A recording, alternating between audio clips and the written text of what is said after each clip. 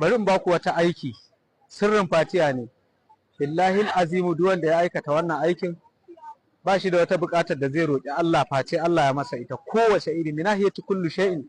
In dai buƙata ce ta damuwa ko kuɗi ko wani abin ka ya makale ko kana so ka samu karɓuwa a gurin wani ɗan siyasa ko kwangila ko biza ko mene, wannan aiki in dai wata buƙatar ka ce a gurin Allah, kawai kai wannan sirrin fatiha din.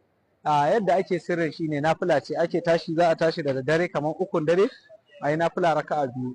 Amma idan aka yi nafila raka'ar farko aka karanta fatiha, to ba sura za a karanta ba, sai a ƙara karanta fatiha kafa 7.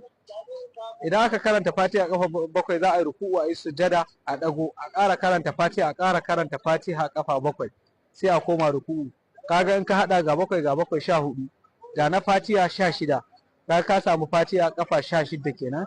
Daga nan in kai sallamar yadda zaka yi ta shine a sujjadar ka ta ƙarshe zaka karanta fatiha, sujjadar ka ta ƙarshe a raka'ar ka ta ƙarshe zaka karanta fatiha kafa 41, sai ka roƙi buƙatar ka, sai ka ƙara ɗagowa. Sallama biyu ake, irin assalamu alaikum assalamu alaikum.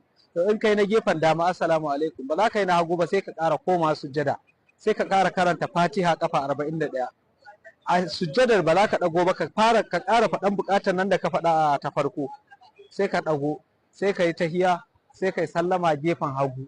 Idan ka yi sallama gefen hagu, sai kuma ka zo ka karanta fatiha kafa 100 ko kafa 100 ko kafa 1000 ma, duk wanda kake da halin yin ta a wannan.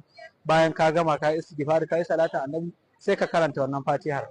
Na rantse da Allah da ya halicce, baka da wata buƙatar da za ka yi face sai Allah biya ma ita da wannan nafila. Mun ba da shi sirrin fatiha ne saboda manzon Allah.